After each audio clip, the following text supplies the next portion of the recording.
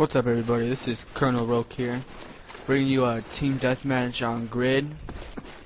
Today I just want to talk to you guys about the playoffs that happened over the weekend and the college football national championship game, which goes on this afternoon. About, I don't know what time exactly, maybe like 6 Pacific Coast, 7 Pacific. I'm not sure about the exact time, but let's get to it. So the NFL playoffs over the weekend we had the Jets beat the Colts, which wasn't surprising. I had the Jets going to the Super Bowl. We had the Ravens stomping on the Chiefs, which is kind of surprising because I thought the Chiefs would have kept it a little bit closer. They were my underdog in the playoffs, so I'm kind of surprised they got whooped that bad by the Ravens. And then on the NFC side, we had, I'm trying to think here, we had the Eagles lose to the Packers 21-16, I was expecting them to win because I had them going to the playoffs on the NFC side, but I'm not surprised that they lost because the Packers aren't a great team, but they're a well-balanced team.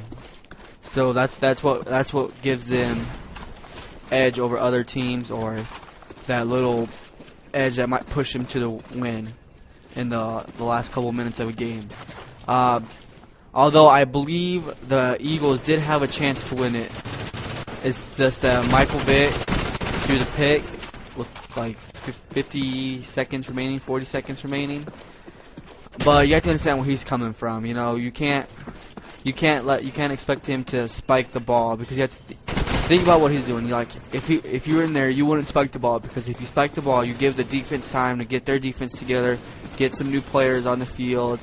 And I'm okay with what Michael Vick did. I feel even though it wasn't a perfect throw, I was okay with him not spiking the ball, because if you spike the ball, like I said, you a lot more players to get on the, you allow more fresher players to get on the field, you allow the defense to recuperate.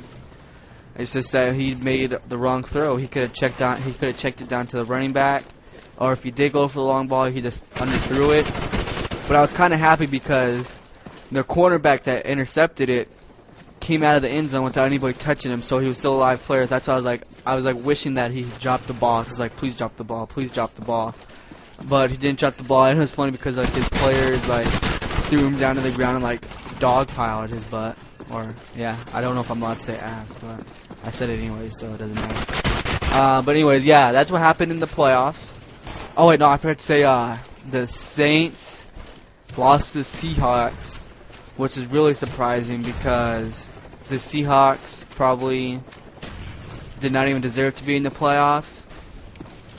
Although, I'm not going to say that they are going to go far. They'll probably lose next round anyways, because they beat a Saints team that was definitely not as good as it was last year. So, don't expect them to go far. Okay, now that we got that done, we're going to I'm going to move on to college football. We got Oregon versus Auburn tonight on, I want to say it's ESPN.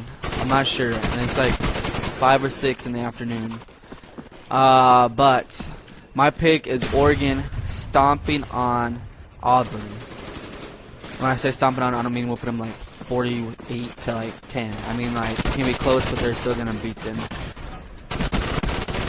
And then me and my friend were talking about this a while back when they had announced it, and he's like, "Oh no, Auburn's gonna win. Auburn's gonna win. They got Cam Newton." Cam Newton's only one guy, you know, and they may have played in the SEC and been undefeated in the SEC, but so was Oregon. They faced a lot of good teams in the Pac-10. They faced USC, which is a team you never ever want to sleep on, even if they didn't do as good as they have in the previous years. You never ever want to sleep on USC. They faced a good SEC team in Tennessee, and any team in the SEC you don't want to sleep on, because any team in the SEC is good even if they have a losing record. Oregon State is always good. They always give people trouble because they have the 2 Rogers brothers, Jacquizz and James. And I think, the Oregon's defense is just one of the top defenses in the country. And everybody's like, oh, they're not going to be able to stop Cam Newton. They're not going to be able to stop Cam Newton.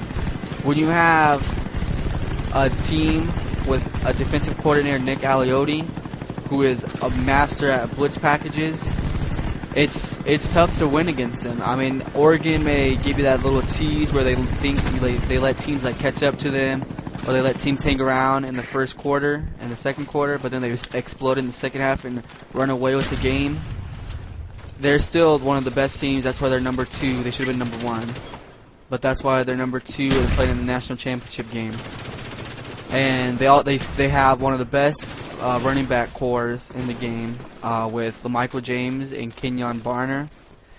I really wish LeGarrette Blount would have stayed like redshirted last year when he got suspended, so he could have stayed this year. But other than that, yes, the video is out.